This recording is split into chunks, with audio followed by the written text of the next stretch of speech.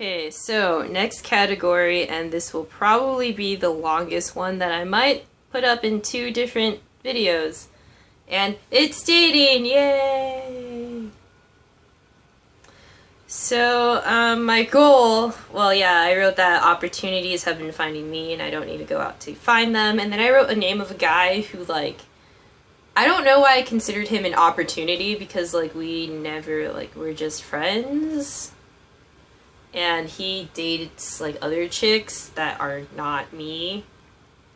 And I'm just friends with the guy. And I wrote that I go on a lot of pseudo dates, which unfortunately did not get any I'll explain. But anyways, my goal was, fuck you dating. No. Focus on nursing, not dating. I'll get lonely, but still, for me it's at the moment. And I wrote that I really wanted a guy to work hard for me. And I remember in that video, I kept on saying, like, you know, right now, like, something about ending up with a polar opposite, that I'll probably end up with my polar opposite, or dating my polar opposite. I don't really know. But yeah, I ended up getting involved with my polar opposite. And I was just saying, like, well, good luck to my polar opposite for that. And I just remember with my polar opposite, I kind of made a statement, like, you know, we're just so different. I don't see how this is working at all. I said, like, you know, we're just way different. I find it funny how we ended up kind of together. And he just said, well, that's because I look at the person, which was really sweet of him to say. So I ended up going on a lot of pseudo dates with a particular guy who I love and care for very much. And we ended up getting really, really close because he helped me through a very difficult time in my life and he was there when I needed him.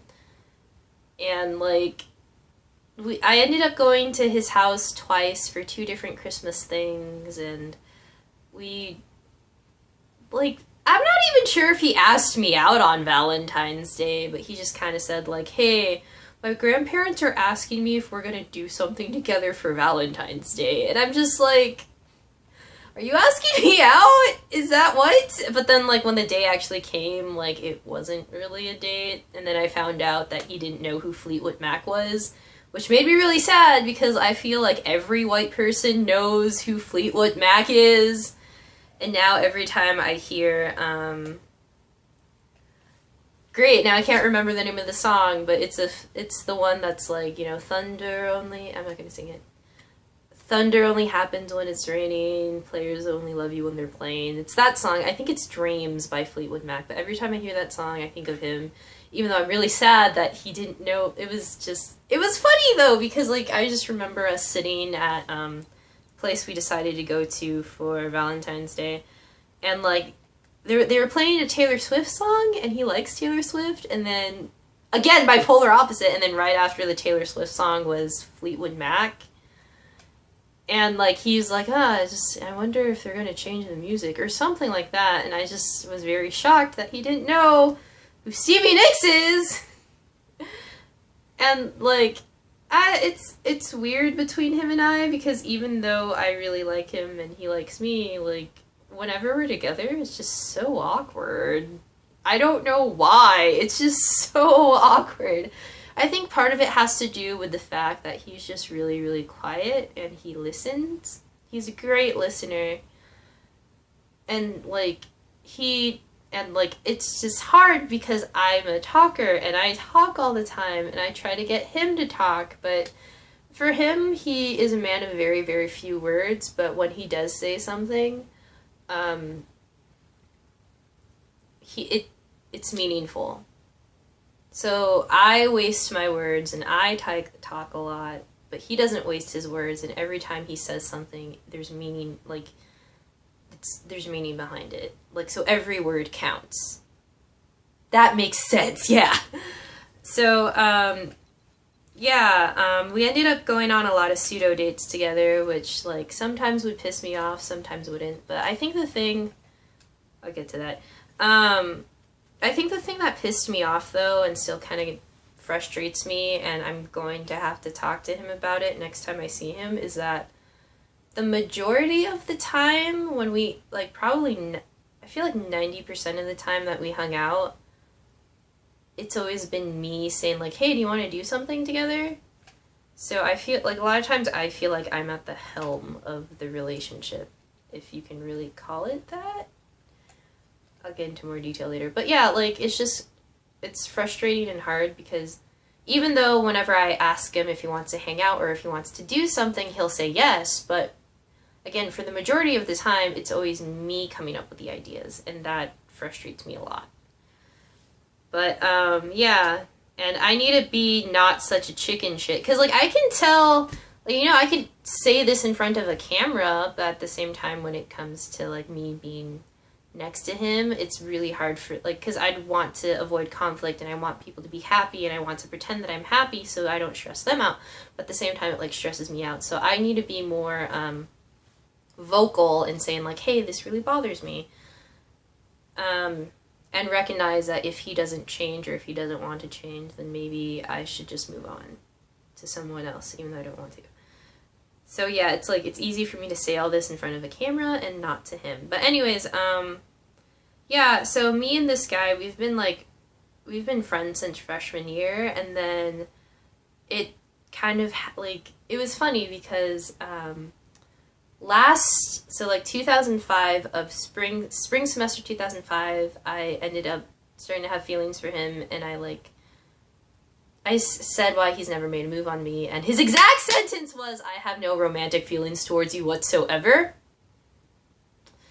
which is a sentence I still remember to this day. And then, like, spring semester 2016 happened, so this past semester, and things between him and I really changed, and, like, I feel like he'll get his own X file maybe, but he's not really an X. I don't know.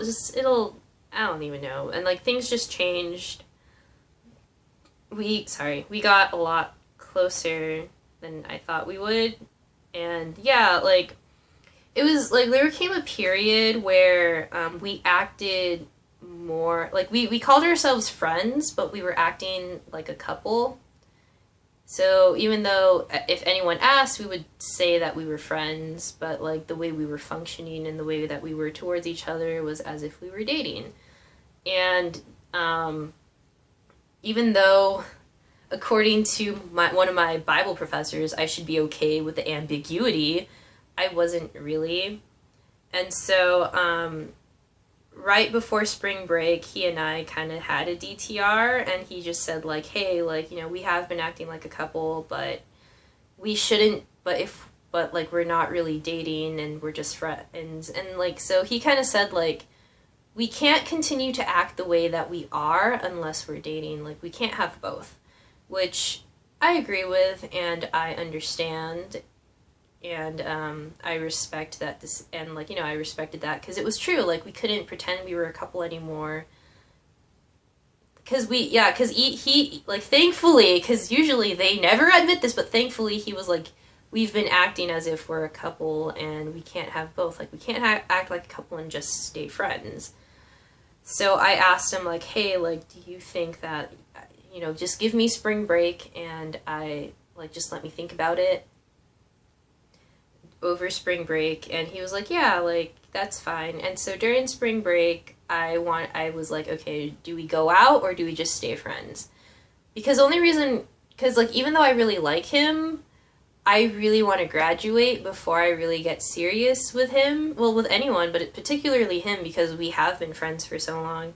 And so it was really cool to see how God worked it out, because I talked to both my parents, like my mom and my dad, about it, and both of them were like, yeah, you know, like, you just need to wait. Just wait till you graduate. And then my stepdad, he overheard me talking to my mom one day, and he called, and I told him the situation. He also was like, yeah, you know, you waiting until you graduate is a good idea. And then my grandma, my dad's mother, like, she doesn't even know anything about the situation, but during spring break, I remember she called me, and, you know, like we normally do, talk on the phone. And, like, she doesn't even know anything about the situation or my dating life at all. And she was like, you know, Kim, you should wait till you graduate before you date someone. So, everyone, like, 4 people in my life whose opinions really matter to me, plus my own opinion, all kind of telling me, like, he's a great guy, and if it's meant to be, it will be. Just right now, focus on your schooling. So I told him this, and he's like, yeah, like, I agree. And so currently, he graduated at the end of the year, at the end of this year, and I'm so very proud of him, and I love him very, very much. And I told him that, I know that his life is going to get crazy because he's going to be a new grad, so I want him to focus on getting his life together. And I know that me and myself, I really want to graduate before I get into a dating relationship. And thankfully he agreed to that. And so if someone asks me if I'm dating someone, I will say no. But in a sense, I'm still kind of attached to him. What we decided was, like, after I graduate, we're just gonna sit down and we're gonna talk about if this is what we really want. But also there's kind of an understanding between he and I that if we end up finding other people, that it's okay. We just need to automatically tell the other person. So, yeah, like, if I find someone else that I think is better suited for me, I need to tell him before I'm going to tell him before I start dating the other person. So, yeah, there's that. It's just kind of, like, a really hard situation, and, like, he's really good at it's weird because he's really good at concealing his emotions, but I'm not, so yeah, there's that. But I mean, there's like a lot of kinks to be worked out, but I really care about him and I really like him, and I really hope that things between he and I will work out. But if not, then it's okay. Like, I'll be sad about it, but at the same time it's okay because I know that Jesus has something better for me and him planned out, because I want him to be happy. Even if it makes me sad, like, I do want him to be happy because I care about him a lot. But anyways, yes. But again, something that really bothers me is, like, sometimes I feel like I'm at the helm at it, and, like, I'm always suggesting things to do.